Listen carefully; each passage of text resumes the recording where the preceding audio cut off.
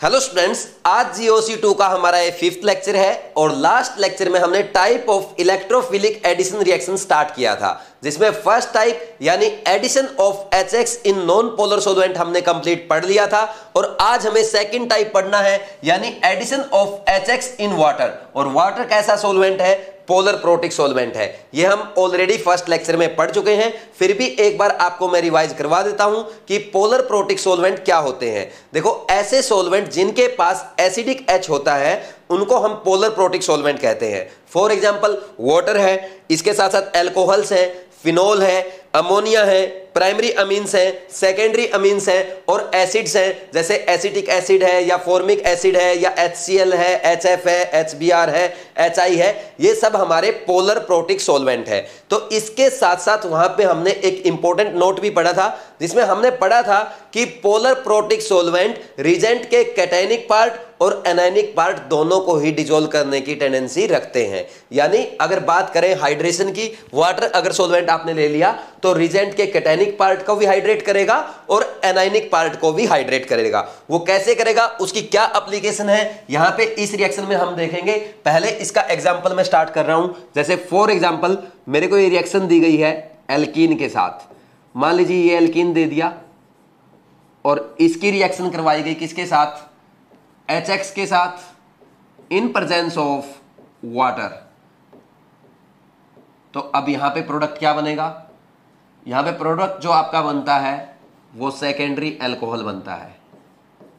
देखो, कल जब हमने HX लिया था इन presence of non polar solvent तो वहां पे क्या बना था? एल्कीन से एल्काइल हैलाइड बना था। आज एल्कीन से HX के साथ रिएक्शन जब करते हैं इन presence of polar protic solvent यानी वाटर की प्रेजेंस में अल्कोहल बन रहा है। तो आपने देखा सॉल्वेंट चेंज होने से आपका प्रोडक्ट चेंज हो गया। तो इसलिए सॉल्वेंट पढ़ना बहुत जरूरी है और इसीलिए फर्स्ट लेक्चर में हमने डिटेल में पढ़ा था। अब ऐसा क्यों होता है ये हम मैकेनिज्म से समझेंगे। देखो क्या होगा इसमें, मैकेनिज्म की अगर बात की जाए, यहां पे देखो RCH डबल बॉन्ड CH2, ये किसके साथ रिएक्शन करेगा? HX के साथ। HX में क्या होगा? इसके ऊपर माइनस और इसके ऊपर प्लस।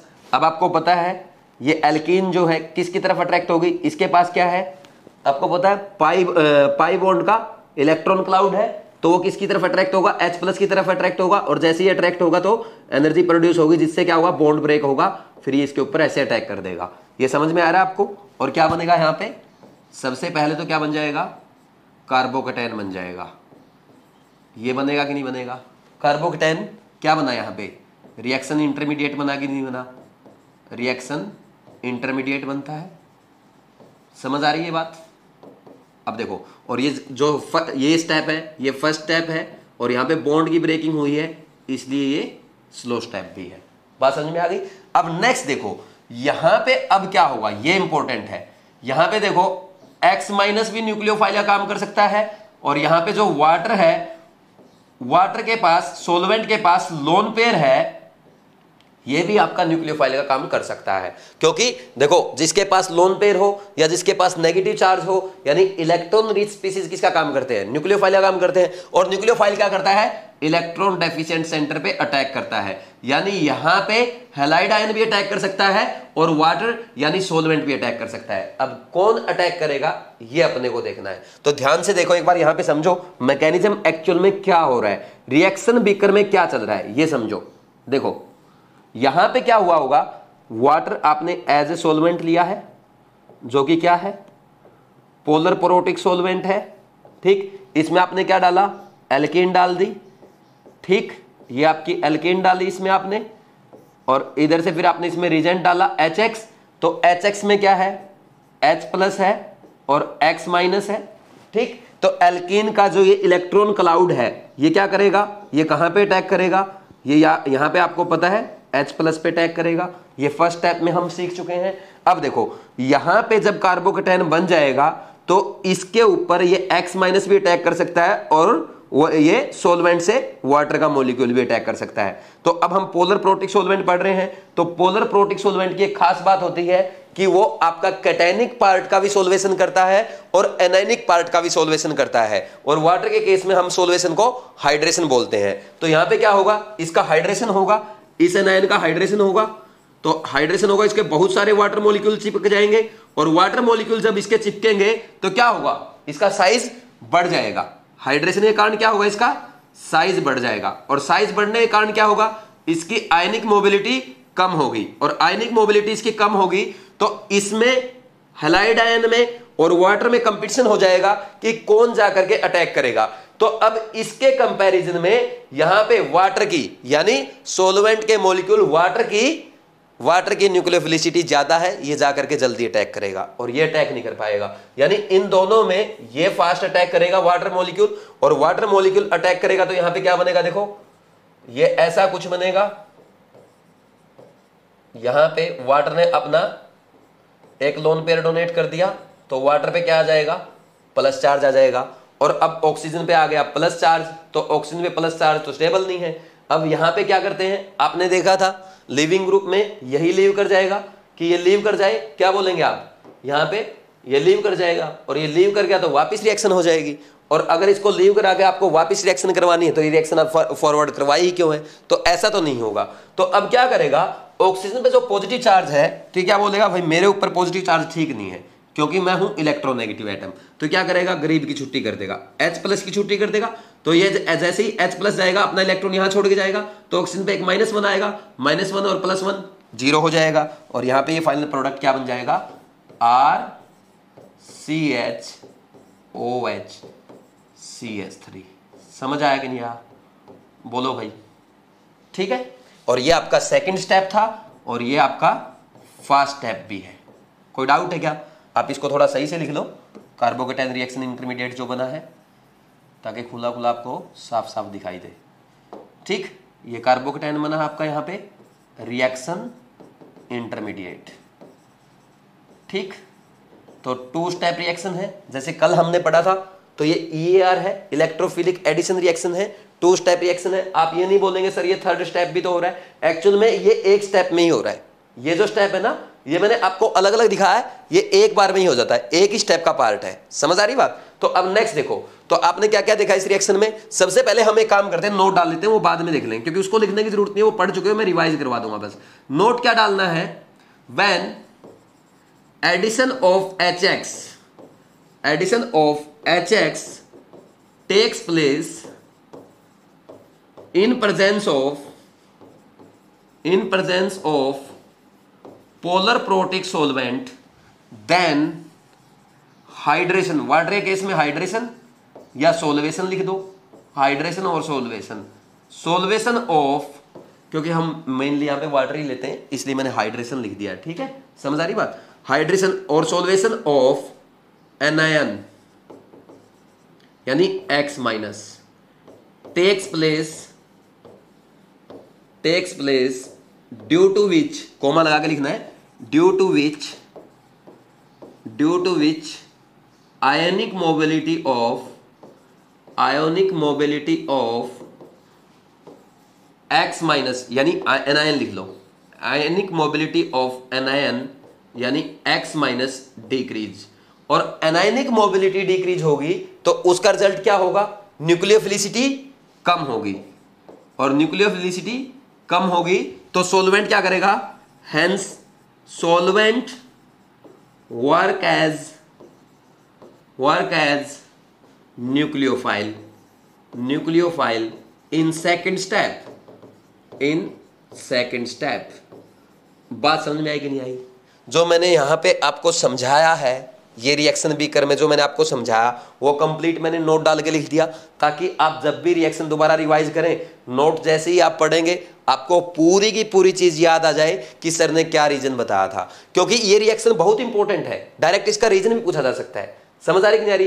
देखो एक्चुअल में हो क्या रहा है, कल हमने क्या लिया था, यही एल्कीन लिया था। कल हमने क्या पढ़ा था, अगर कल की बात आप याद करोगे तो यहां पे आपने पढ़ा था HX in presence of CCl4, तो यहां पे क्या बना था, RCHCl CH3, मेजर प्रोडक्ट ये बना था, और यहां पे ये भी मेजर ही बन रहा है ना, लिखना चाहो तो लिख लेना ब्रैकेट में, मेजर बन रहा है।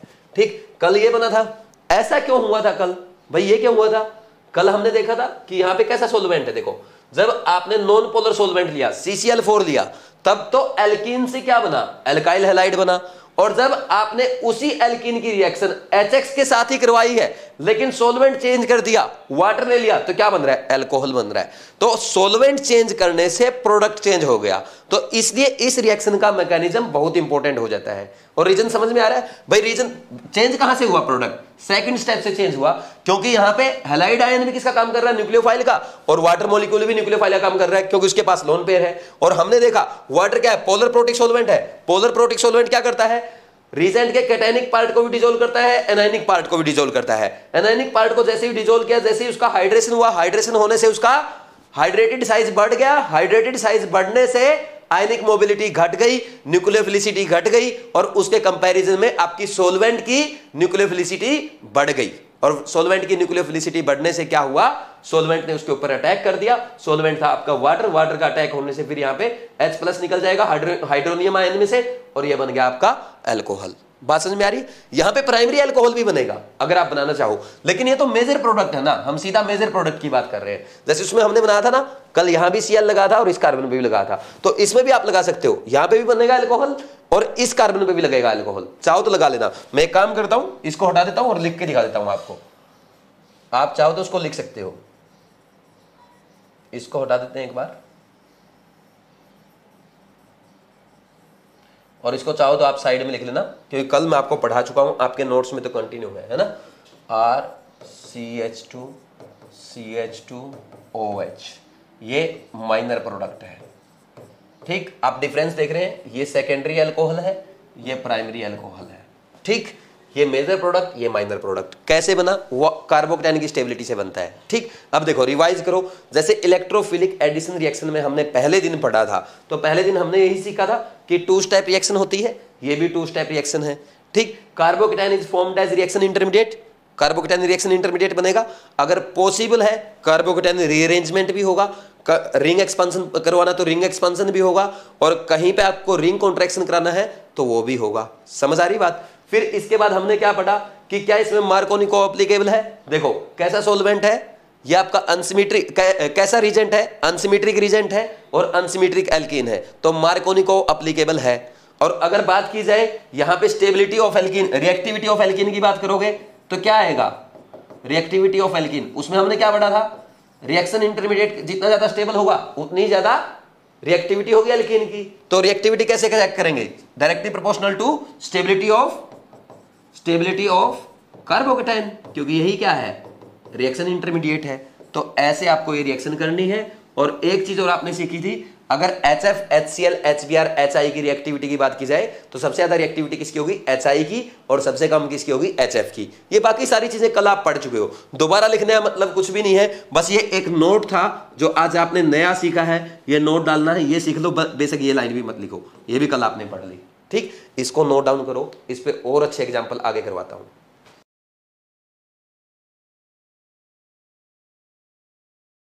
अब देखो रिएक्शन का मैकेनिज्म हमने पढ़ लिया, अब उसकी एप्लीकेशंस देखनी है। 2 रिएक्शन हमने पढ़ी है, अब दोनों रिएक्शन के एग्जांपल हम पैरेलल करेंगे ताकि हमें डिफरेंस समझ में आ जाए। कैसे, सिंपल एग्जांपल से स्टार्ट करते हैं। मान लीजिए आपको एग्जामिनर ने यहां पे प्रोपिन दे रखा है और प्रोपिन की रिएक्शन दी गई है किसके साथ, मान लीजिए यहां पे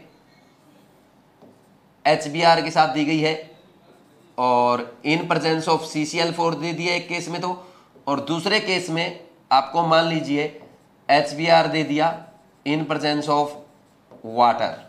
तो अब कैसे करेंगे इस क्वेश्चन को, तो देखो आपने सबसे पहले क्या देखा, एल्कीन है, एल्कीन की रिएक्शन किसके साथ है, एसिड के साथ है, HBr के साथ, तो इलेक्ट्रोफिलिक एडिशन रिएक्शन होनी है। तो इलेक्ट्रोफिलिक एडिशन रिएक्शन होनी है, आपने देखा ये अनसिमेट्रिक एल्कीन और ये HBr जो है अनसिमेट्रिक रिजेंट होता है, तो यानी मार्कोनिको रूल एप्लीकेबल होगा। मार्कोनिको रूल के अकॉर्डिंग हम क्या करते हैं, negative part of the reagent is attached to that carbon which have less number of hydrogens. समझ आ रही बात? तो सीधा अटैच कर देंगे यहां पे। लेकिन अब यहां पे अपने को सोलवेंट भी देखना है, तो सोलवेंट यहां पे क्या दिया गया है, इस केस में CCl4 दे रखा, यहां पे वाटर दे रखा। जब आपको CCl4 यानी नॉन पोलर सोलवेंट दे रखा हो, जैसे बेंजीन भी दे रखा हो या एल्केन्स भी दे रखा हो या CH2 दे रखा हो, तो उन केसेस में हम क्या करते हैं, सीधा भाई जो आपको रिजेंट दे रखा ना उसका नेगेटिव पार्ट यानी हैलाइड पार्ट सीधा उस कार्बन पे लगा दो जिसके पास नंबर ऑफ हाइड्रोजन कम है, मार्कोनी रूल के अकॉर्डिंग। लेकिन जब आपको वाटर दे रखा है तो वाटर क्या है, पोलर प्रोटिक सॉल्वेंट, तो उस केस में हम क्या करते हैं, हैलाइड आयन का तो हो जाएगा हाइड्रेशन और उसकी आयनिक मोबिलिटी घट जाएगी, तो उसकी जगह कौन अटैक करेगा, वाटर अटैक करेगा, और वाटर का डायरेक्ट हम क्या लगा देते हैं, वहां पे OH लगा देते हैं। ये सीखा कि नहीं सीखा? तो इन दोनों एग्जाम्पल से आपने जो कल पढ़ा था वो क्लियर हो गया कि नहीं हो गया? ठीक, इतने सिंपल एग्जाम्पल आपके एग्जाम में आते हैं। बात समझ में आई कि नहीं आई? अब नेक्स्ट देखो, इसके आगे हम बढ़ते हैं। मान लीजिए यहीं पे एग्जामिनर ऐसे देता HCl in presence of CH3OH methanol, तो मेथेनॉल भी क्या है, पोलर प्रोटिक सॉल्वेंट है। तो अब इसके केस में क्या होता, वहां पे वाटर ने अटैक किया है तो यहां पे मेथेनॉल अटैक करता, तो मेथेनॉल कैसे अटैक करेगा, वही उसी कार्बन पे करेगा, किसके अकॉर्डिंग, किसके अकॉर्डिंग अटैक करेगा, मार्कोनी रूल के अकॉर्डिंग। तो यहां पे क्या लग जाएगा, मेथेनॉल लग जाएगा ऐसे, तो फिर यहां पे भी ऑक्सीजन में फिर से प्लस चार्ज आ गया, और प्लस चार्ज आएगा तो किसकी छुट्टी होगी, H+ आयन की छुट्टी होगी। तो जैसे ही H+ आयन की छुट्टी होगी तो यहां पे क्या बन जाएगा, ये देखो यहां पे इस बार आपका ईथर का प्रिपरेशन हो गया। समझ आ रही बात, ईथर बन गया ना। ठीक, ऐसे करते हैं, इसमें कोई डाउट नहीं होना चाहिए। अब इसके आगे हम बढ़ते हैं। अब ये तो चलो एल्कीन्स के एग्जांपल है, ये सब हमने कर लिया। अगर मान लीजिए यहां पे एल्काइंस दी जाए तो एल्काइन के केस में क्या होगा, जैसे ये दे दिया मान लीजिए CH triple bond CH acetylene दे दिया, और इस केस में आपको यहां पे अगर HBrCCl4 दिया रहता है तो आपने कल क्या किया था भाई, आप सिंपल सा CH2 double bond CH Cl कल ये कर रहे थे। ठीक, याद है आपको, समझ आ रहा है कि नहीं आ रहा? ठीक, और मान लीजिए Br नहीं, सॉरी Cl नहीं, Br आएगा यहां पे। ठीक, और मान लीजिए यहीं पे एग्जामिनर आपको ये लिख के दे दे HBr in presence of water, तो अब जहां पे Br लगा है उसकी जगह क्या लग जाएगा, OH लग जाएगा, और जैसे ही OH लगेगा तो अब क्या होगा, ये क्या है, डबल बॉन्ड है, OH लगा है, इनऑल, इनॉल फॉर्म है, तो इनॉल फॉर्म जल्दी से किसमें कन्वर्ट हो जाएगी, कीटो फॉर्म में, और कीटो फॉर्म में कन्वर्ट होगी तो क्या हो जाएगा, ये डबल बॉन्ड यहां और ये हाइड्रोजन यहां मूव कर जाएगा, तो ये बन जाएगा आपका CH3CHO एसिड एल्डिहाइड। समझ आ रही बात? ठीक है, इथेनॉल बन गया ना, कीटो फॉर्म है, और कीटो फॉर्म जनरली आपको पता है ज्यादा स्टेबल होती है। कोई डाउट है क्या? तो देखो हमें क्या दिया गया था, हमें इथाइन दिया गया था, और इथाइन से हमने HBrH2 के साथ रिएक्शन करते हुए क्या बना लिया, एसिड एल्डिहाइड बना लिया, यानी एल्डिहाइड भी हमने बनाना सीख लिया। समझ आ रही बात? किससे बनाया है, इथाइन से बनाया है, एल्काइन से बनाया है। कोई डाउट है क्या? तो ऐसे कर लेंगे। अभी नेक्स्ट एग्जांपल में मैं आपको कीटोन बना करके दिखाऊंगा, आप एक बार इनको नोट कर लें।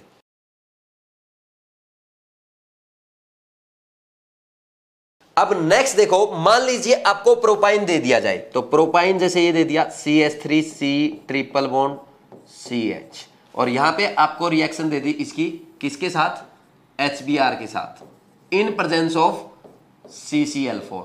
ठीक, अब क्या होगा, तो देखो यहां पे आपको पता है ये बनेगा कैटायन, ये ऐसे कैटायन बनता है। ठीक, सेकेंडरी कैटायन ही ज्यादा स्टेबल होगा या प्राइमरी कैटायन तो कम स्टेबल होगा, ये कल हमने सीख लिया था। और जहां कैटायन बनेगा वहीं पे negative part of the reagent, और क्योंकि नॉन पोलर सॉल्वेंट है तो सीधा हैलाइड आयन लगा दो, ये बन जाएगा। ठीक, और मान लीजिए यहीं पे आपको 2 मोल लिख के दे दे, या ऐसे लिख करके दे दे कि नेक्स्ट रिएक्शन में, नेक्स्ट स्टेप में HCl के साथ रिएक्शन करवा दी, तो इस केस में क्या करोगे आप, तो ये किसका काम करता है, प्लस M का। कल जो आपने पढ़ा था मैं उसको रिवाइज करवा रहा हूं, तो प्लस M का काम करेगा, तो ये बॉन्ड ऐसे टूटेगा, तो यहां पे फिर कैटायन आएगा, और जहां पे कैटायन आएगा वहीं पे negative part of the reagent attach हो जाएगा। हो गया कल का रिवाइज। ठीक, अब नेक्स्ट इसके बाद हम आगे बढ़ते हैं। मान लीजिए इसी केस में आपको यहां पे HBr वाटर दिया रहे, तो आप क्या करोगे, सीधा सा सिंपल, पहले कैटायन बनेगा, और कैटायन पे negative part of the reagent लगने की बजाय इस बार पोलर प्रोटिक सॉल्वेंट दिया है, तो वाटर का अटैक होगा, और वाटर का अटैक होगा तो यहाँ पे क्या होगा, OH अटैच हो जाएगा, और जैसे ही OH अटैच हुआ आपने क्या देखा, ये क्या है, इनॉल है, और इनॉल किस में कन्वर्ट हो जाएगा, इनॉल, यहाँ पे पाई बॉन्ड यहाँ आ जाएगा, और ये H वहां चला जाएगा, तो कीटो फॉर्म में चला जाएगा, तो ये बन गया आपका एसीटोन। देखो प्रोपाइन दिया गया था, HBr के साथ रिएक्शन करवाई, यहाँ पे HBr के साथ रिएक्शन करवाई तो ये बना, और जब HBr के साथ रिएक्शन पोलर प्रोटिक सॉल्वेंट में करवाई गई तो आपका यानी वाटर में करवाई गई तो क्या बन गया, एसीटोन बन गया, कीटोन बन गया। समझ आ रही बात। और यहीं पे इसकी जगह अगर मैं मेथेनॉल ले लेता, यहीं पे मान लीजिए इसकी जगह मैं क्या करता, मेथेनॉल ले लेता, मतलब जैसे HBr in presence of methanol, तो ये भी आपको क्या दिख रहा है, पोलर प्रोटिक सॉल्वेंट है। पोलर प्रोटिक सॉल्वेंट देखते ही आपको क्या करना है, वहां पे हैलाइड की बजाय क्या कर देंगे, वो पोलर प्रोटिक सॉल्वेंट आपका लग जाएगा, ये आंसर आ जाएगा। ठीक, बिल्कुल सिंपल है, समझ गए, इसको नोट डाउन कर लो, फिर और आगे बढ़ते हैं।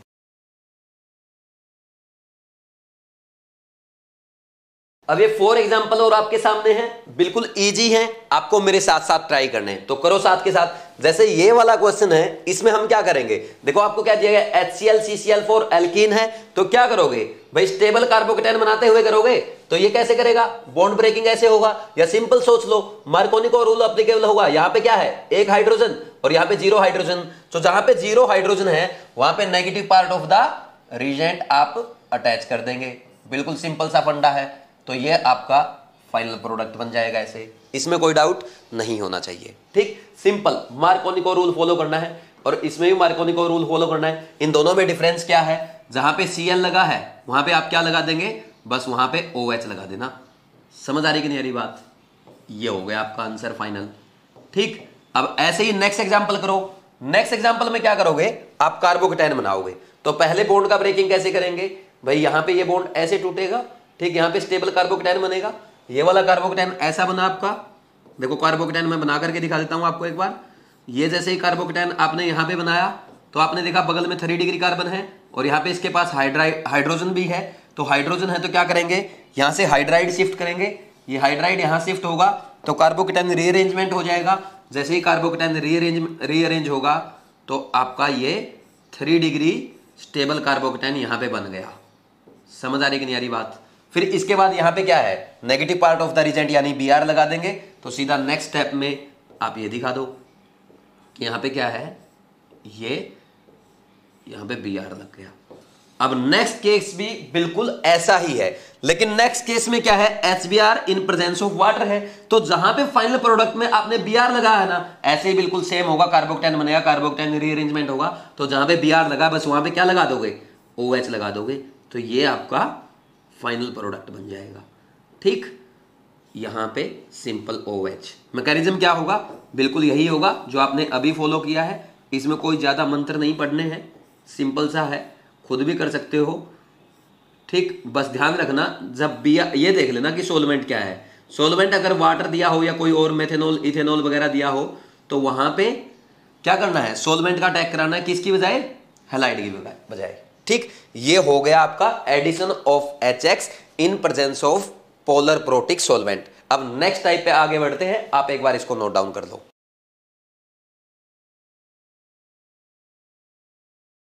अब नेक्स्ट लिखो थर्ड टाइप, और थर्ड टाइप में कौन सी रिएक्शन आएगी, addition of X2, addition of X2 in presence of CCl4। ठीक, और ये रिएक्शन जो है ये एंटी एडिशन से होती है। अब एंटी एडिशन क्या है, ये आपको मैकेनिज्म से समझ में आ जाएगा क्या है और क्यों है, मैकेनिज्म से समझ में आएगा। तो देखो, जैसे मान लीजिए एक एल्कीन आपको यहां पे दे दी और इसकी रिएक्शन कराई गई हैलोजन के साथ, Br2 ले लिया, Cl2 ले लिया, जैसे मान लीजिए X2 में लिख देता हूं कॉमन, ठीक, CCl4, X2 CCl4 के साथ, तो यहां पे क्या होगा, सबसे पहली बात यहां पे एंटी एडिशन होने वाला है। ठीक, और एंटी एडिशन होते हुए प्रोडक्ट जो बनेगा वो कुछ आपको ऐसा नजर आएगा। ठीक, समझ आ रही कि नहीं आ रही। अब कैसे बना वो अपने को देखना है, तो वो हम मैकेनिज्म से देखते हैं। जैसे मैकेनिज्म में क्या करेंगे, यहां पे ये आपको सबस्ट्रेट दिया गया है एल्कीन, इसकी रिएक्शन आपकी किसके साथ है, X2CCl4 के साथ, X2CCl4 के साथ। अब जो X2 है ना, रिएक्शन बीकर में देखो क्या हो रहा होगा, ये X2 बॉन्ड जो है, XX बॉन्ड जो है, ये कैसा है भाई, नॉन पोलर बॉन्ड है, जैसे H2 है, Cl2 है, Br2 है, I2 है, F2 है, ये तो नॉन पोलर बॉन्ड है।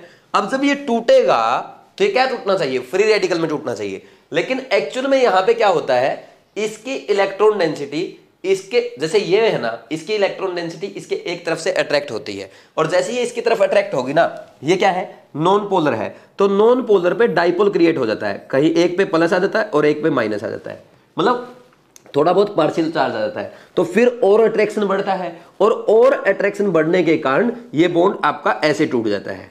ठीक, एक तो X माइनस और एक बनेगा X प्लस, तो होगा क्या यहां पे, ये जो X प्लस मिलेगा, ठीक, तो यहां पे ये एल्किन अटैक कर देती है, क्योंकि इसके पास इलेक्ट्रॉन डेंसिटी है और ये क्या आपका इलेक्ट्रोफाइल बन गया। ठीक, तो अब क्या होगा, देखो यहां पे ये ऐसा बन जाएगा, ठीक, ये हैलोजन, ठीक है, ये कार्बोकेटायन बन गया, बना।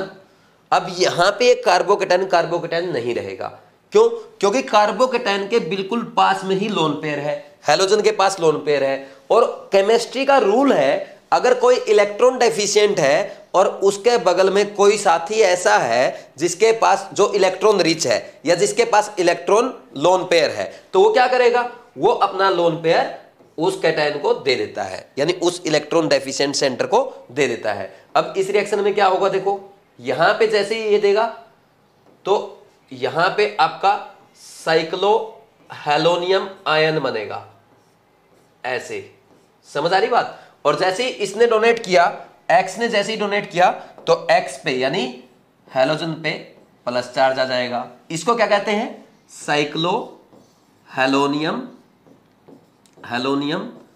आयन कहते हैं, हेलोनियम आयन, जैसे साइक्लोब्रोमिनियम आयन, साइक्लोक्लोरोनियम आयन। ठीक, अब देखो यहां पे क्योंकि साइक्लोहेलोनियम आयन जो है रिएक्शन इंटरमीडिएट बना है, ये क्या आपका रिएक्शन इंटरमीडिएट बना है। ठीक, तो रिएक्शन इंटरमीडिएट बना, क्या यहां पे कार्बोकेटायन रीअरेंजमेंट होगा, बिल्कुल भी नहीं होगा। क्या बोलेंगे, कार्बोकेटायन रीअरेंज नहीं होगा। देखो कार्बोकेटायन रीअरेंजमेंट तब होता है जब आपका प्योर कार्बोकेटायन हो।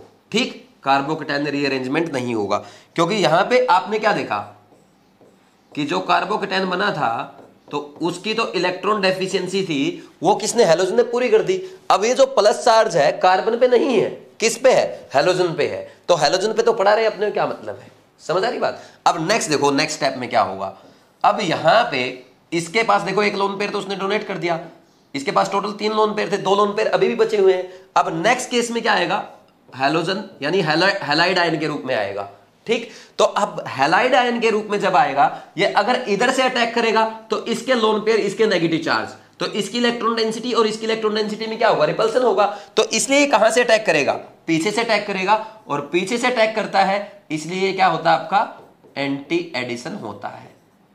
ठीक, ये एंटी एडिशन है, समझ आ रही कि नहीं आ रही बात। तो यहां पे ये ऐसे फिर ऐड हो जाएगा, ये X और ये एक इधर से X, समझ आया एंटी एडिशन क्यों होता है। ये आपका फर्स्ट स्टेप था। ठीक, ये स्लो स्टेप है क्योंकि इसमें बॉन्ड ब्रेकिंग हुआ है पाई बॉन्ड का, और ये आपका फास्ट स्टेप है क्योंकि बॉन्ड फॉर्मेशन हुआ है। सेकंड स्टेप है, फास्ट स्टेप है, फर्स्ट स्टेप स्लो स्टेप है। तो वही सिंपल सी बात है, आपकी 2 स्टेप रिएक्शन है। फर्स्ट स्टेप में क्या हुआ, आपका साइक्लोहेलोनियम आयन बना है, इसलिए कार्बोकेटायन रीअरेंजमेंट नहीं होगा। और यहां पे फर्स्ट स्टेप में आपने क्या देखा, हैलोजन वर्क्स एज इलेक्ट्रोफाइल, तो यहां पे ये भी लिख सकते हो, इस रिएक्शन में और क्या बात लिख सकते हो, halogen works as electrophile, works as electrophile, ये लिख दे। ठीक, अब सेकंड बात, एक पॉइंट और बताओ मेरे को, क्या यहां पे मार्कोनिको रूल अप्लीकेबल है, नहीं है। मार्कोनिको रूल अप्लीकेबल नहीं है, क्यों नहीं है, क्योंकि देखो यहां पे जो X2 है, X2 कैसा रीजेंट है, सिमेट्रिक रीजेंट है। ठीक, मार्कोनिको रूल कब एप्लीकेबल होता है, जब अनसिमेट्रिक एल्केन पे अनसिमेट्रिक रीजेंट अटैक करे तब मार्कोनिको रूल एप्लीकेबल होता है। लेकिन X2 तो क्या है, आपका सिमेट्रिक रीजेंट है, तो यहां क्या लिख दोगे, Markovnikov rule is not applicable, not applicable. ठीक, रीजन क्या है, बिकॉज X2 क्या है, सिमेट्रिक रीजेंट है। बात समझ में आई कि नहीं आई, कोई डाउट है क्या इसमें। ठीक, तो लिख लेंगे। अब इसमें एक पॉइंट और है इंपॉर्टेंट जो आपको लिखना है। अब देखो, क्योंकि इसमें एंटी एडिशन हुआ है इसलिए ये स्टीरियो स्पेसिफिक रिएक्शन है। तो ये पॉइंट आप लिख लो, स्टीरियो स्पेसिफिक रिएक्शन क्या होती है अभी आपको मैं समझा दूंगा। तो यहां पे बस सीधा लिख लेना, since anti addition takes place so it is a stereospecific reaction,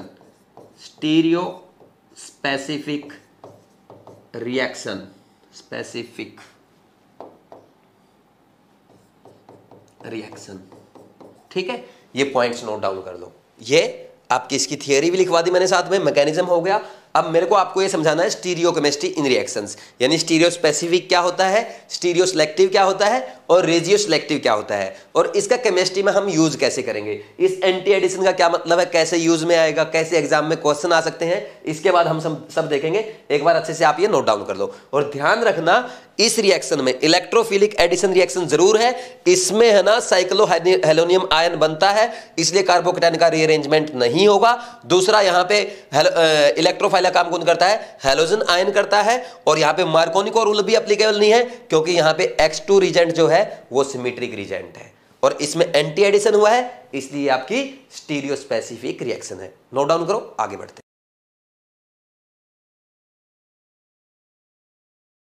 यहां पे एक पॉइंट और है इंपॉर्टेंट, वो और आप लिख लो कि X2 की रिएक्टिविटी का ऑर्डर क्या होगा। यह भी डायरेक्ट आपसे एग्जाम में पूछा जा सकता है। तो आप लिख लो रिएक्टिविटी ऑफ X2, ये आपको याद रखना है, रिएक्टिविटी ऑफ X2। तो रिएक्टिविटी का ऑर्डर आएगा आपका F2 की सबसे ज्यादा होगी, फिर Cl2 की होगी, फिर उसके बाद Br2 की होगी, और सबसे कम I2 की होगी। तो साथ के साथ आपने नोट डाउन कर दिया, ठीक। F2 की सबसे ज्यादा, फिर Cl2 की, उससे कम Br2 की, और सबसे कम I2 की, ठीक। अब नेक्स्ट हम आगे बढ़ते हैं और हेडिंग डाल लो stereochemistry in chemical reactions, stereochemistry in chemical reactions. आप भी साथ के साथ लिख लो, ठीक। और इसमें हमें 3 टाइप की डेफिनेशन पढ़नी है।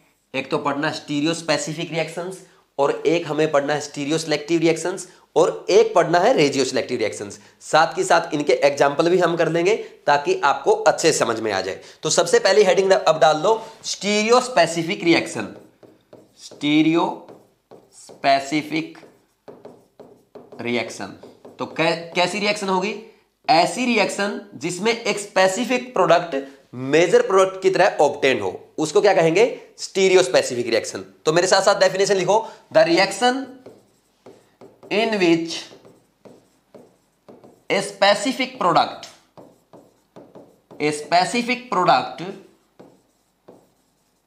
is obtained as major product,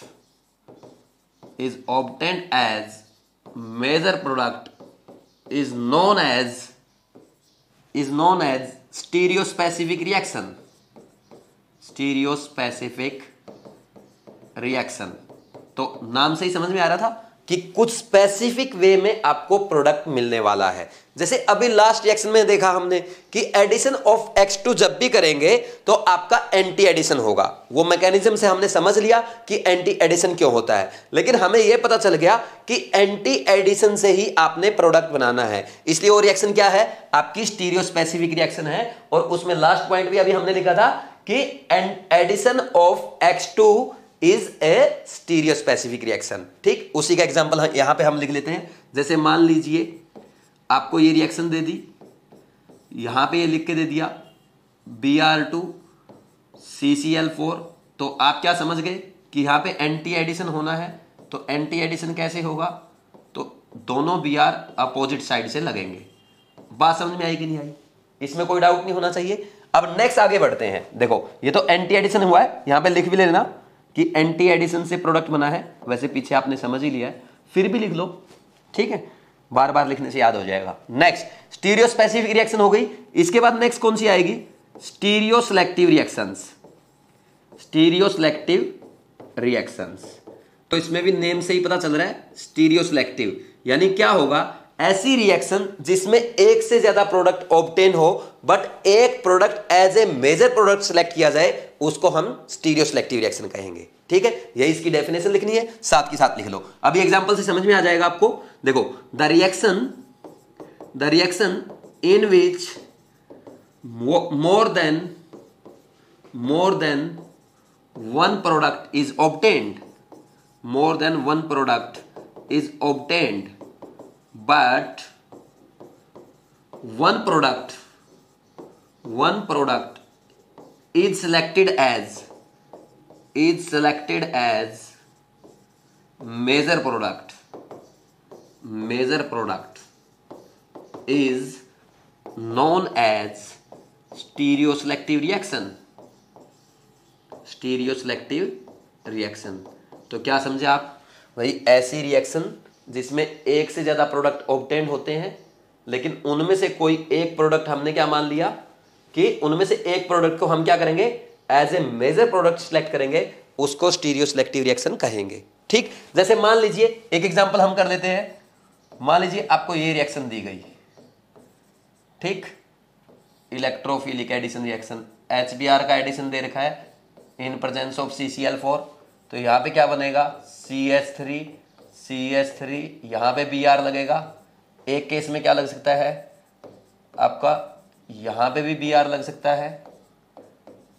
ठीक, तो ये क्या है आपका मार्कोनी को प्रोडक्ट है, ये मेजर प्रोडक्ट है, और ये क्या है आपका एंटी मार्कोनी को प्रोडक्ट, ये माइनर प्रोडक्ट है। तो देखो, एक से ज्यादा प्रोडक्ट मिले थे, 2 प्रोडक्ट मिले थे, उसमें से आपने एक मेजर प्रोडक्ट सेलेक्ट किया नहीं किया, मार्कोनी को प्रोडक्ट को, इसलिए कैसी रिएक्शन है, ये आपकी स्टीरियो सिलेक्टिव रिएक्शन है। बात समझ में आई। नेक्स्ट अब हम आगे बढ़ते हैं। थर्ड कौन सी आएगी, रेजियो सिलेक्टिव रिएक्शन। इसमें देखो क्या होता है, when product obtained are structural isomer of each other, structural isomers of each other, then reaction is known as regioselective reaction।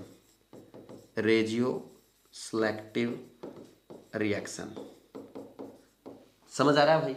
ठीक है, जैसे एग्जांपल कर लेते हैं। मान लीजिए ये रिएक्शन दे दी मेरे को, ठीक, HBr CCl4 दे दिया। ठीक, तो इसमें क्या बनेगा, एक तो मार्कोनी को प्रोडक्ट बनेगा, जैसे ऊपर आपने बना रखा है। ऊपर वाली रिएक्शन दोबारा लिख रहा हूं, कुछ अलग नहीं किया मैंने। ठीक, तो देखो ये आपका मार्कोनी को प्रोडक्ट है, लिखना चाहो तो ये एंटी मार्कोनी को प्रोडक्ट है, ये तो आपको पता ही है। देखो ये क्या है, 1 ब्रोमोप्रोपेन है, सॉरी 2 ब्रोमोप्रोपेन है। ये क्या है, थोड़ा सा और स्पेस बना लेते हैं।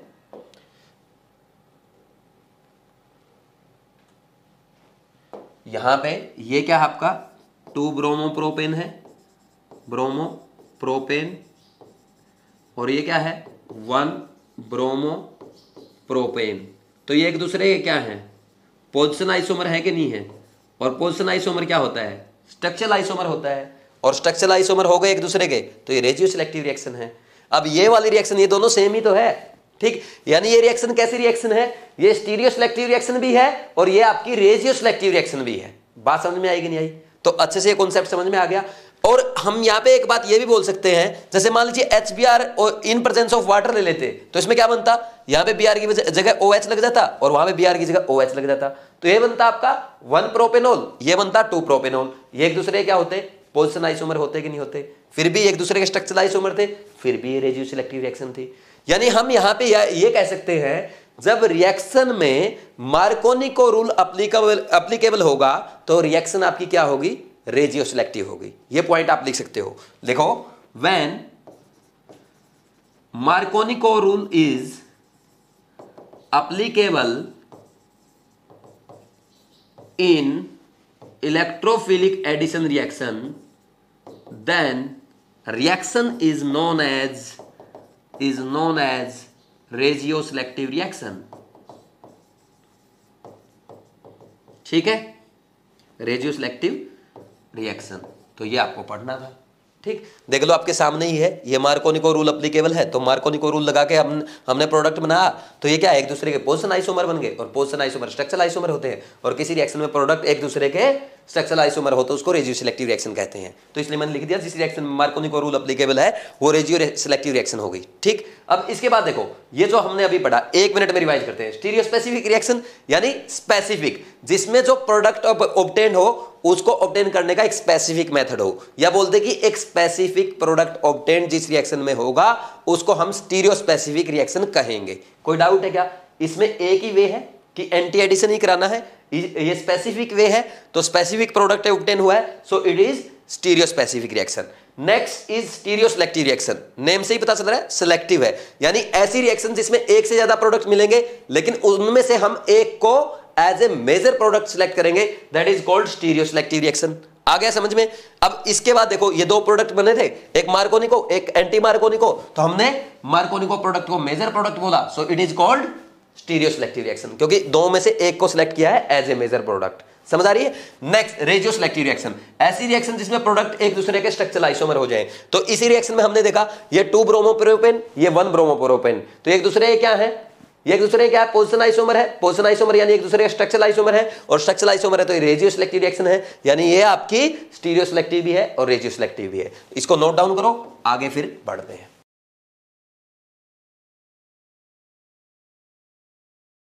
अब नेक्स्ट लिखो, very important and very interesting topic, stereochemistry in EAR। Stereochemistry in electrophilic addition reaction, EAR लिख लो शॉर्ट में। ठीक है, अब देखो बहुत सारे बच्चों को ये टॉपिक टफ लगता है, मिस्टेक भी यहां पे करते हैं, लेकिन मेरे समझाने के बाद आपसे कभी भी मिस्टेक नहीं होगी। मैं बस एक पॉइंट बताऊंगा आपको जो आपको ध्यान रखना है, उसके बाद जो भी क्वेश्चन आप करेंगे आपका हमेशा ठीक होगा। तो पहले पूरा कॉन्सेप्ट सीखते हैं, फिर उस एक पॉइंट को देखेंगे। ठीक, स्टार्ट करता हूं। जैसे मान लीजिए अपने को कोई एल्कीन दे दी, अब ये एल्कीन किसी न किसी रिएजेंट के साथ रिएक्शन करेगी और रिएजेंट के साथ रिएक्शन करके प्रोडक्ट बनाएगी। ठीक, अब देखो एल्कीन हमारी क्या हो सकती है, एल्कीन आपकी सिस हो सकती है या ट्रांस हो सकती है, और रिएजेंट अपना कितने टाइप का होता है, 2 टाइप का होता है, एक तो सिन एक एंटी। सिन रिएजेंट कौन से होंगे, एंटी रिएजेंट कौन से होंगे, अभी मैं आपको नोट करवा दूंगा। अभी बस यही समझो कि रिएजेंट 2 टाइप का होता है, सिन और एंटी। इसके बाद जो अपने को प्रोडक्ट मिलता है वो भी 2 टाइप का मिलता है, या तो मीजो मिल सकता है या रेसमिक मिक्सर मिलता है। अब रेसमिक मिक्सर क्या होता है ये हम पहले ही पढ़ चुके हैं भाई। रेसमिक मिक्सर क्या होता है, 50:50 mixer of D and L isomer, यानी 50% D ले लिया 50% L ले लिया, ये हमने आइसोमेरिज्म में सीखा था। और मेसो कंपाउंड किसे कहते हैं, ऐसा कंपाउंड जिसके पास एक से ज्यादा कायरल कार्बन हो लेकिन वो ऑप्टिकली इनएक्टिव हो ड्यू टू इंटरनल कंपनसेशन, यानी उसमें सिमेट्री प्रेजेंट हो। समझ आ रही है? ये हमने पढ़ा था। अभी एग्जांपल से आपको वापस रिमाइंड भी हो जाएंगे, अगर आप भूल गए हैं तब भी टेंशन लेने की जरूरत नहीं है, वापस जब एग्जांपल करेंगे रिमाइंड हो जाएंगे। अब देखो मान लीजिए आपने यहां पे एल्कीन ले ली सिस, ठीक, और आपने रिएजेंट ले लिया एंटी, जो प्रोडक्ट बनेगा वो बनेगा आपका रेसमिक मिक्सचर। क्या बनेगा, रेसमिक मिक्सचर। ठीक, और यहीं पे मान लीजिए आपने एल्कीन जो है वो सिस रखी लेकिन रिएजेंट ले लिया आपने सिन, सिन रिएजेंट अगर आपने लिया तो ये बनेगा मीजो। ठीक, समझ आ रही बात? अब यहां पे आपने क्या किया, एल्कीन ले ली ट्रांस और रिएजेंट ले लिया एंटी, तो प्रोडक्ट क्या बनेगा, तो यहां पे क्या बनेगा, मीजो बनेगा। और मान लीजिए आपने यहां पे एल्कीन ले ली ट्रांस और रिएजेंट ले लिया सिन, तो आपका प्रोडक्ट बनेगा रेसमिक मिक्सर। ठीक, समझ आ रही बात? देखो कैसे याद करते हैं, अब मैं आपको ना एक लाइन में सारे याद करवा दूंगा। कैसे, सिंपल सा फंडा है, आपको एक ही चीज याद करनी, कार, CAR,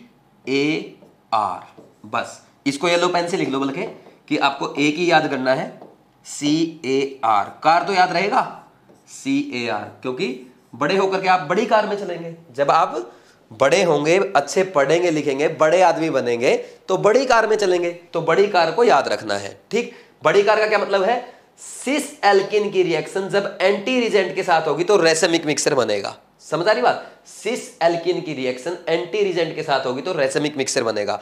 अब इन दोनों में से, एल्कीन में से या रीजेंट में से अगर आपने एक चेंज किया तो रेसमिक चेंज हो जाएगा, मीजो हो जाएगा। तो मान लीजिए आपने इसको सीसी रखा, लेकिन इसको क्या कर दिया आपने, इसको मान लीजिए सिन कर दिया रीजेंट को, तो यहां पे आपका रेसमिक चेंज हो जाएगा, मीजो हो जाएगा।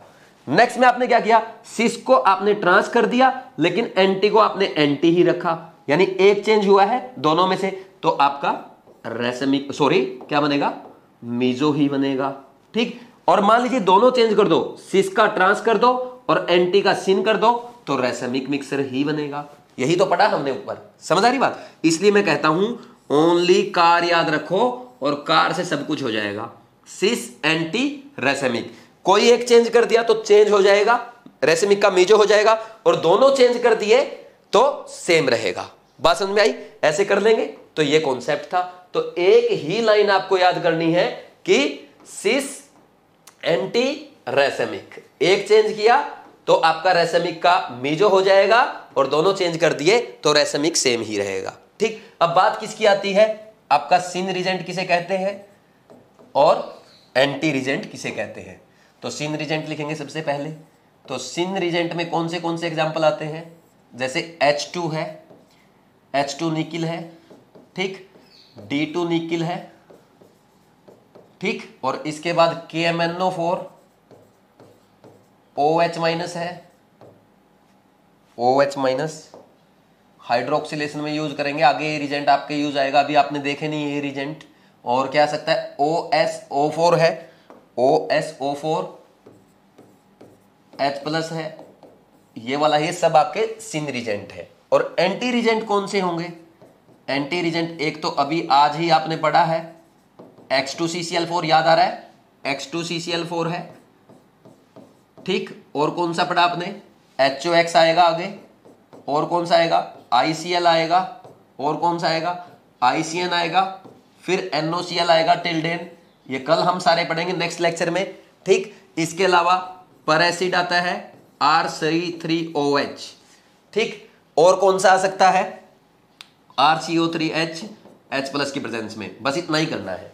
और एक और बिल्कुल फालतू का है, ये इंपॉर्टेंट भी, लिखना चाहो तो लिख लो, नहीं तो कोई जरूरत नहीं है, 8O2 AgH प्लस, ये, और इसको ऐसे भी लिख देता है Ag2O H प्लस लिख के भी दे देता है, ठीक। ये भी हाइड्रोक्सिलेशन में यूज होगा, इतना इंपॉर्टेंट नहीं है। हाइड्रोक्सिलेशन में एक तो ये, एक ये और एक ये, तीनों इंपॉर्टेंट है। ये आगे हम पढ़ेंगे, कल वाले लेक्चर में नहीं, उससे नेक्स्ट लेक्चर में, ठीक। अब देखो यहां पे ये हो गए सिन एंटी रीजेंट। अब एक नोट आपको डालना है, देखो रेसमिक मिक्सर और मीजो कंपाउंड आपके तब बनेंगे जब आपके रीजेंट क्या होंगे, सिमेट्रिक होंगे।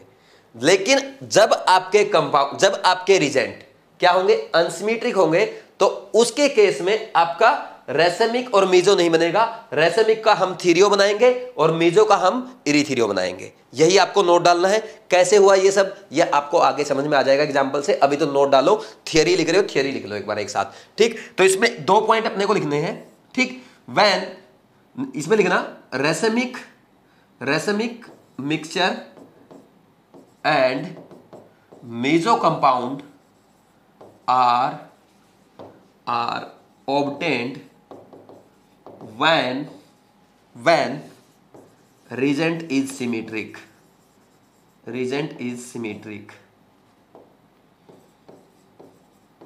ठीक। समझ आ रहा है कि नहीं आ रहा? सिमेट्रिक रीजेंट के एग्जांपल कौन से बताऊं क्या?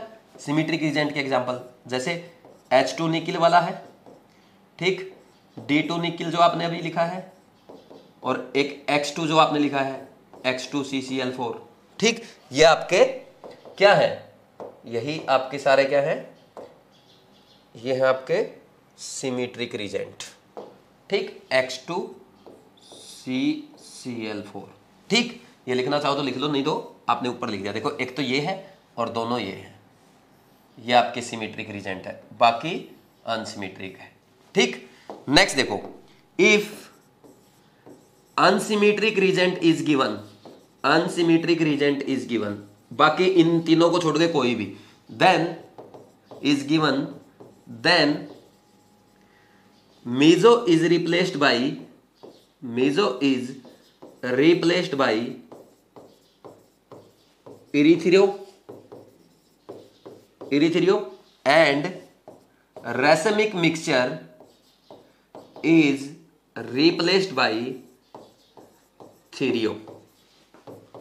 ठीक है, इरीथ्रियो पढ़ा था हमने, ठीक, आइसोमेरिज्म में पढ़ा था इरीथ्रियो। ये आगे एग्जांपल्स आएंगे जब आपको अच्छे समझ में आ जाएगा। इसको नोट डाउन कर लो, आगे के लेक्चर्स में ये आपके बहुत काम आने वाला है। ओनली ये चीज, इसके ऊपर एग्जांपल करने आगे के लेक्चर में अपने को। नोट डाउन करो, आगे बढ़ते हैं।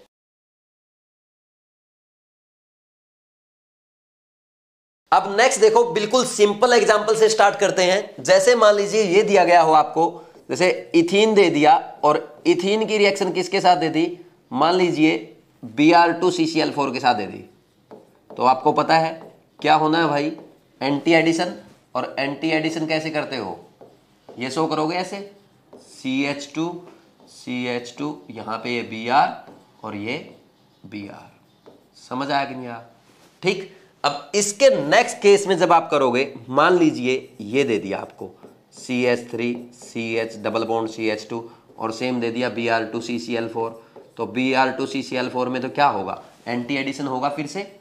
और एंटी एडिशन के केस में क्या हो जाएगा, यहाँ पे ये Br लग जाएगा, ये Br लग जाएगा ऐसे, और ये आपको पता है। अब यहाँ पे एक कायरल कार्बन है, देखो कायरल कार्बन दिख रहा कि नहीं दिख रहा, तो इसके दो प्रोडक्ट मिलेंगे। कभी भी पूछ लेना इसके कितने मेजर प्रोडक्ट बनेंगे, तो ये दो प्रोडक्ट बनेंगे क्योंकि ये कायरल कार्बन है, तो ये ऑप्टिकली एक्टिव होगा, और ऑप्टिकली एक्टिव आपको दो प्रोडक्ट देता है, डी एंड एल आइसोमर। तो टू मेजर प्रोडक्ट इसके ऑब्टेन हो गए। ये एग्जाम में आपसे क्वेश्चन अगर पूछा जाता है तो बहुत अच्छे लेवल का क्वेश्चन ये माना जाएगा। और देखो है बिल्कुल सिंपल, तो एग्जामिनर पूछ सकता है भाई, इसमें कोई बड़ी बात थोड़ी है। ठीक, नेक्स्ट देखो, अब मान लीजिए आपको ये दे दिया जाए, सिस एल्किन दे दिया, जैसे ये सिस 2 ब्यूटीन दे दिया, क्या लिखा, सिस 2 ब्यूटीन लिख के दे देगा, और इसके ऊपर मान लीजिए रिएक्शन करवाई गई ऐसे। सबसे पहले तो उसने क्या करवाया, Cl2CCl4 दे दिया मान लीजिए फॉर एग्जांपल। ठीक, क्या है, एंटी एडिशन। ठीक, एंटी रिजेंट है, तो सिस एंटी क्या बनेगा, रेसमिक मिक्सर बनेगा। कैसे बनेगा, देखो भाई, यहां पे ये ऐसे बनेगा, ये CH3 रहेगा, नीचे भी CH3 रहेगा, यहां Cl लगेगा, यहां H लगेगा, ये Cl और H लग गया, तो क्या बन गया ये तो बन गया आपका क्या, मीजो कंपाउंड। ठीक, प्लेन ऑफ सिमेट्री है, देखो ये बनेगा आपका, ये H और ये Cl, या इसकी मिरर इमेज बना दो। ठीक, ये बनेगा CH3, ये Cl, ये H, ये Cl, ये H, और उल्टा कर देगा ना, सही है, CH3। तो हम क्या बोलेंगे भाई, हम ऐसा बोल देंगे कि ये D है, मान लीजिए ये D है तो ये L होगा, ये L है तो ये D होगा। लेकिन हम ये नहीं कह सकते, वो एक्सपेरिमेंटल होता है, लेकिन 50% ये और 50% ये मिलेगा, इसको हम बोल देंगे कि ये रेसमिक मिक्सचर ऑब्टेन्ड हुआ है। कोई डाउट है क्या, समझ आया कि नहीं आया? ठीक, अब नेक्स्ट देखो, अगर नेक्स्ट बात की जाए इस केस में, यहां पे आपको ये दे दिया जाए D2 निकिल, तो इसके केस में क्या होगा, कैसा रिजेंट है, सिन रिजेंट है, तो क्या प्रोडक्ट बनेगा, मीजो प्रोडक्ट बनेगा। कैसे बनेगा, अभी बना करके दिखाता हूं। ये बनेगा HD और H, यहां पे D और ये CH3, तो ये क्या आपका, ये मीजो है। क्यों है, क्योंकि इसमें ये दो कायरल कार्बन है और प्लेन ऑफ सिमेट्री भी प्रेजेंट है, तो इसलिए अगर एक से ज्यादा कायरल कार्बन हो और प्लेन ऑफ सिमेट्री प्रेजेंट हो तो उसको हम मीजो कंपाउंड कहते हैं। बात समझ में आई कि नहीं आई, कोई डाउट है? रिमाइंड हो गया मीजो कंपाउंड किसे कहते हैं। रेसमिक मिक्सर भी आपने देख लिया भाई, कोई एक ऑप्टिकली एक्टिव कंपाउंड है तो उसके दो आइसोमर बनेंगे डी और एल, डी का भी 50% ले लो और एल का भी 50% ले लो। जैसे मान लीजिए 20 मॉलिक्यूल इसके ले लिए, 20 इसके ले लिए, दोनों के क्या है 50-50% है, तो क्या बन जाएगा, रेसमिक मिक्सर बन जाएगा। ऑप्टिकली इनएक्टिव होता है रेसमिक मिक्सर, क्योंकि डी क्या करेगा, मान जी लाइट को थीटा एंगल से क्या करता है, क्लॉकवाइज रोटेट करता है। ठीक, तो एंटी क्लॉकवाइज रोटेट करता है, नहीं डी मान लीजिए क्या करता है, क्लॉकवाइज रोटेट करता है, तो एल क्या करेगा, एंटी क्लॉकवाइज करेगा। डी ने क्या किया, क्लॉकवाइज, और एल ने क्या किया, एंटी क्लॉकवाइज। तो दोनों ने प्लस थीटा, इसने प्लस थीटा, इसने माइनस थीटा, नेट रोटेशन 0, क्योंकि नंबर ऑफ मॉलिक्यूल क्या है, सेम। तो टोटल इनका प्लस थीटा, इसका माइनस थीटा, नेट 0, इसलिए रेसमिक मिक्सर क्या होता है, ऑप्टिकली इनएक्टिव होता है। ये मैंने आपको आइसोमेरिज्म का रिवाइज करा है, और मेजो कंपाउंड कैसे बना ये भी आइसोमेरिज्म का रिवाइज करवाया है। ठीक, बात समझ में आ रही है? अच्छा, एक चीज मैं यहां पे सिखा देता हूं अब आपको कि ये आपका सिन रीजेंट क्यों है। अगर देखो वो तो आपने सीख लिया कि Cl2CCl4 के केस में वो क्या होगा, एंटी रीजेंट होगा, ये तो हमने अभी सीखा था। लेकिन ये सिन कैसे है, देखो एक्चुअल में क्या होता है, ये आगे हम पढ़ेंगे, वैसे जब हाइड्रोकार्बन पढ़ेंगे ना वहां पे पढ़ेंगे। देखो होता क्या है, जैसे ये एल्कीन है, मान लीजिए फॉर एग्जाम्पल ये आपकी एल्कीन है, ठीक, ये एल्कीन है, तो इसमें देखो ये क्या होता है, हाइड्रोजनेशन जो होता है मेटल सरफेस पे होता है, ठीक। और मेटल सरफेस पे जब होगा, यहां पे मेटल सरफेस पे पहले हाइड्रोजन एब्जॉर्ब हो जाती है, ये हाइड्रोजन एब्जॉर्ब हो जाएगी, और यहां पे ये आपकी ये एल्कीन भी एब्जॉर्ब हो जाती है यहां पे, ठीक। और जब फिर डिसॉर्प्शन जब होता है तो क्या होगा, यहां पे ये यहां से इसके बॉन्ड टूटेंगे, तो इसके बॉन्ड टूट के जब जाएंगे तो ये हाइड्रोजन को अपने साथ ले जाएंगे। तो इसलिए देखो दोनों नीचे, दोनों एक साइड से ऐड हो रहे हैं, इसलिए this is called syn addition, ठीक। अब आप बोलेंगे सर आपने यहाँ पे D2 निकल लिया है, अगर मैं H2 निकल ले लेता, मतलब D2 की जगह अगर हाइड्रोजन ले लेते तो यहाँ पे इस D की जगह क्या आता, D की जगह क्या आता, H आता, H आता, फिर मीजो बोलते, क्या मीजो कैसे बोलते भाई, दोनों क्या हो गए आपके, यहाँ पे दोनों क्या हो गए, यहाँ पे कार्बन कार्बन है क्या, दोनों हाइड्रोजन सेम है, यहाँ पे इस कार्बन में दो हाइड्रोजन सेम है, तो मीजो ये आपका कायरल कार्बन ही नहीं है। मीजो की डेफिनेशन ही यही होती है, ऐसा कंपाउंड जिसमें एक से ज्यादा कायरल कार्बन हो लेकिन वो ऑप्टिकली इनएक्टिव हो due to plane of symmetry या सेंटर ऑफ सिमेट्री, उसी को तो कहते हैं। उसकी पहली कंडीशन क्या है, एक से ज्यादा कायरल कार्बन हो और उसमें सिमेट्री प्रेजेंट हो, तब वो मीजो कंपाउंड कहलाएगा। अब इसमें कायरल कार्बन ही नहीं है, तो इसलिए हम H2 का केस यहां पे नहीं करते हैं, हम क्या करते हैं D2 का केस ले लेते हैं, ताकि ये क्या बने, इसके पास दो कायरल कार्बन हो और प्लेन ऑफ सिमेट्री इसमें प्रेजेंट है, इसलिए मीजो है। सिस सिन मीजो बन गया, सिस एंटी रेसमिक मिक्सर बन गया।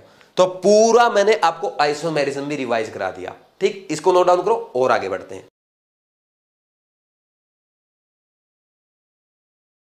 अब नेक्स्ट एग्जांपल करते हैं, जैसे मान लीजिए अगर यहां पे आपको ट्रांस एल्कीन दे दी जाती, जैसे ट्रांस 2 ब्यूटीन दे दिया, ये जो एग्जांपल अभी हम कर रहे थे ना उसी में है, उसमें सिस था, इसमें क्या है ट्रांस 2 ब्यूटीन, ये एग्जांपल आपको दे दिया। तो इसमें क्या करोगे, जैसे मान लीजिए पहला उसने बोला कि आपको किसके साथ रिएक्शन करनी है, Cl2 CCl4 के साथ, तो ट्रांस एंटी क्या बनाएगा, मीजो, तो ये बन जाएगा आपका आंसर, ये CH3, ये CH3, ये Cl, ये Cl, ये H, ये H, इसके पास ये दो कायरल कार्बन है और ये प्लेन ऑफ सिमेट्री भी है, so this is called meso.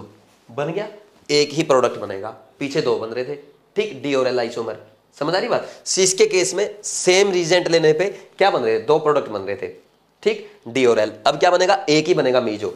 यहां पे मान लीजिए मैं क्या ले लूं, D2 निकिल ले लिया, यहां पे अगर मान लीजिए D2 निकिल ले लिया जाए तो इस केस में क्या होगा, तो इसमें आपको पता है ये ट्रांस ये सिन, तो हमने एक चेंज किया ट्रांस सिन, तो क्या दोनों चेंज कर दिया, सिस का ट्रांस कर दिया, एंटी का सिन कर दिया, तो क्या आएगा, रेसेमिक ही रहेगा। रेसेमिक कैसे रहेगा, वो देखो यहां पे CH3 है, यहां पे CH3, ये D, इधर D लगेगा इस बार, ये H, इसमें इस बार कोई प्लेन ऑफ सिमेट्री नहीं है, और प्लेन ऑफ सिमेट्री नहीं है, अनसिमेट्रिकल कंपाउंड है तो ऑप्टिकली एक्टिव होगा। एक तो इसका ये आइसोमर बनेगा और दूसरा ये बनेगा, मतलब और की बजाय बल के बीच में आप प्लस लगाओ, ठीक, और ये बोलो एक D है एक L है, ये यहाँ पे इसका मिरर इमेज बना दो, ये D ये H और ये D ये H ये CH3 ये D तो ये L, तो ये क्या बन गया, रेसमिक मिक्सचर बन गया। ऐसे करते हैं, समझ आया कि नहीं आया, इजी है, ठीक। इसके ऊपर एक एग्जांपल और हम कर लेते हैं,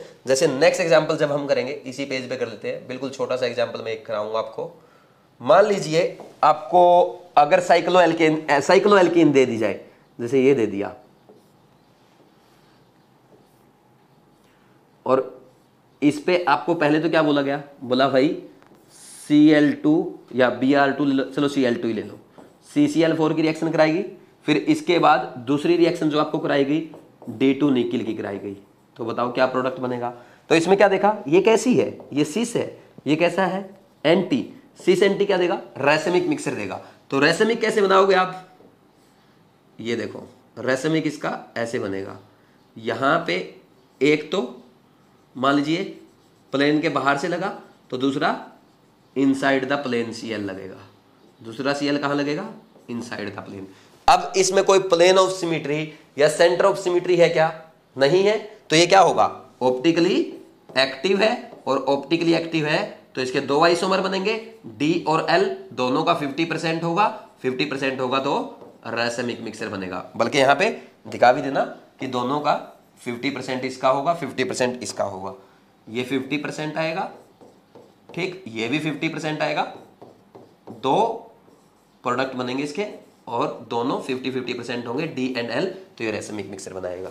इसमें अब नेक्स्ट देखो, सिस, ये क्या है, सिन, और सिस और सिन मिलके क्या देंगे, मेजो कंपाउंड देंगे। तो मेजो कैसे बनेगा चेक कर लेते हैं।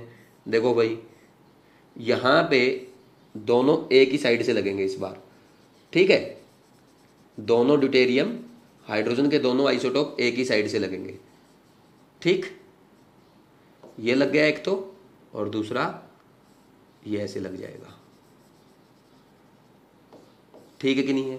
अब देखो इसमें ऐसे अगर इसको काट दिया जाए, ये ऐसे, ये प्लेन ऑफ सिमेट्री है कि नहीं है, तो ये प्लेन ऑफ सिमेट्री है तो ये मेजो होगा।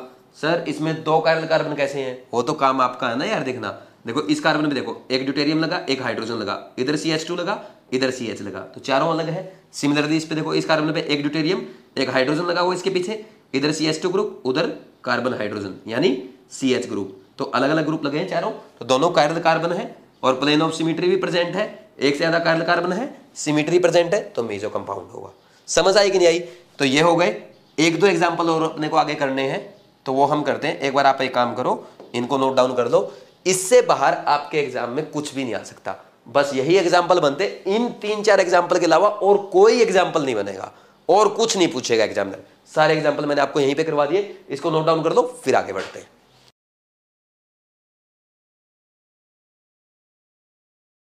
अब नेक्स्ट देखो, लास्ट रिएक्शन एल्काइन की रिएक्शन है, कैसे करते हैं। यहां पे देखो एल्काइन है यानी C ट्रिपल बॉन्ड C, ये दे दिया, जैसे for example C triple bond C है, यहाँ पे इसकी रिएक्शन किसके साथ है, Cl2 FeCl3 के साथ है, तो इसमें आपने क्या किया, ये प्रोडक्ट बनेगा इसमें, ठीक है, यहाँ पे ये प्रोडक्ट बनता है। अब देखो मैकेनिज्म क्या हुआ होगा उसको समझते हैं। एक्चुअल में अगर यहां पे मैकेनिज्म की बात की जाए तो देखो, जो Cl2 है ये Cl बॉन्ड Cl है, ठीक, और यहां पे ये FeCl3 है। FeCl3 किसका काम करेगा, लुईस एसिड का काम करेगा, बिकॉज इसके पास वैकेंट ऑर्बिटल है, और वैकेंट ऑर्बिटल तो यहां से Cl माइनस क्या करेगा, उसके ऊपर अटैक कर देगा। तो जैसे ही Cl माइनस अटैक करेगा तो ये तो क्या बन जाएगा, Cl प्लस बन जाएगा, उसके पास ओनली Cl प्लस रहेगा, और ये बन जाएगा FeCl4 माइनस। अब ये जो Cl प्लस है ना, ये रिएक्शन को इनिशिएट करेगा, कैसे करेगा वो देखना है। देखो C ट्रिपल बॉन्ड C है यहां पे, ठीक, अब ये जो Cl प्लस है तो यहां पे ये क्या है, एल्काइन है, ये पाई बॉन्ड ऐसे टूटेगा और यहां से ये इसके ऊपर अटैक कर देगा। जैसे इसके ऊपर अटैक करेगा क्या बनेगा, यहां पे ये Cl आ गया, ठीक है, और इसके ऊपर प्लस चार्ज आ जाएगा, तो प्लस चार्ज के बगल में लोन पेयर है, तो ये क्या करेगा, इसको अपने लोन पेयर डोनेट कर देगा, तो क्या बन जाएगा, फिर वही आपका साइक्लोहेलोनियम आयन यानी साइक्लोक्लोरोनियम आयन, ठीक, यानी कार्बोकैटायन रीअरेंजमेंट की कोई गुंजाइश नहीं है, ठीक। अब पीछे से क्या होगा, Cl माइनस अटैक करेगा अपोजिट साइड से, क्या होगा, एंटी एडिशन होगा। ये एंटी एडिशन नजर आया कि नहीं आया आपको, एंटी एडिशन, ठीक, और क्या बनेगा, C double bond C Cl Cl, समझ आया कि नहीं आया। अब क्या होगा, एक बार और Cl2 FeCl3 आएगा और फाइनली क्या बनेगा, Cl2 FeCl3 यहां पे आएगा, और फिर एक बार और एंटी एडिशन हो जाएगा। जैसे ये Cl यहां पे ऐड कर रखा आपने, तो आप इसको बल्कि ऐसे दिखा दो, एक बार और Cl2 FeCl3 जो आएगा ना, उसको मैं येलो पेन से दिखा देता हूं, है ना, ये Cl2 ये FeCl3, तो ये भी क्या करेगा, एंटी एडिशन करेगा, ठीक, यहाँ पे भी एंटी एडिशन होगा, और इस रिएक्शन में हमेशा ध्यान रखना एंटी एडिशन होता है। कर लोगे कि नहीं कर लोगे, ठीक। इस मैकेनिज्म को लिख लो, ये मैकेनिज्म की कोई जरूरत नहीं है आपको, बस आपको पता होना चाहिए कि Cl2 FeCl3 दे दिया, जैसे पीछे हमने CCl4 की प्रेजेंस में किया है, सिमिलरली FeCl3 यहाँ पे किसका काम करता है, कैटालिस्ट का काम करता है, रिएक्शन को इनिशिएट कराता है, और यहाँ पे ये रिएक्शन क्या हो जाती है, यहाँ पे इस रिएक्शन में भी एंटी एडिशन हो जाता है। यहाँ पे CCl4 के साथ रिएक्शन क्यों नहीं हुई? क्योंकि एल्काइन जो होती है एल्कीन से कम रिएक्टिव होती है, तो एल्कीन से कम रिएक्टिव होती है एल्काइंस, इसलिए हमें कैटालिस्ट का सहारा लेना पड़ा। कैटालिस्ट कौन है? FeCl3 है। FeCl3 ने किसका काम किया? लुईस एसिड का काम किया। बस इतना लिख लो, इतना भी आपसे कोई नहीं पूछेगा, बहुत ज्यादा हो गया इतना भी, समझ आ रही बात? और यहाँ पे लिखो तो लिख लेना, ये कैटालिस्ट है, ठीक बस। लेकिन अभी एक एग्जांपल मैं करवा देता हूं, वो आपके लिए इंपॉर्टेंट है। इंपॉर्टेंट क्या है? थोड़ा इंटरेस्टिंग है, अभी देख लेते हैं, एक बार इसको नोट डाउन कर लो।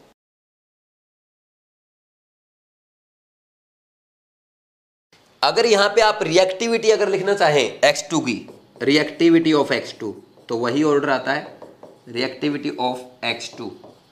तो क्या आएगा? Cl2 की सबसे ज्यादा, फिर किसकी? Br2 की, फिर I2 की। और F2 मैंने इसलिए नहीं लिखा क्योंकि F2 यहाँ पे F+ कैटायन नहीं बनता है, क्योंकि फ्लोरीन F+ के रूप में एग्जिस्ट करता ही नहीं है। कौन करता है? क्लोरीन का कैटायन बनता है, ब्रोमीन का बनता है, आयोडीन का बनता है, F2 का नहीं बनता। अब नेक्स्ट देखो, एक एग्जांपल मैं आपको करवाता हूँ। जैसे यहाँ पे दे दिया आपको एसिटाइलिन की रिएक्शन करवा रहे हैं, किसके साथ? Cl2 के साथ, ठीक, इन प्रेजेंस ऑफ FeCl3। तो इससे बना X, और दूसरा क्या किया? फिर दोबारा रिएक्शन करवाई Br2 CCl4 के साथ इन प्रेजेंस ऑफ Br2 के साथ इन प्रेजेंस ऑफ CCl4, तो बना Y। तो बताओ Y क्या है? तो बिल्कुल सिंपल सा एग्जांपल है।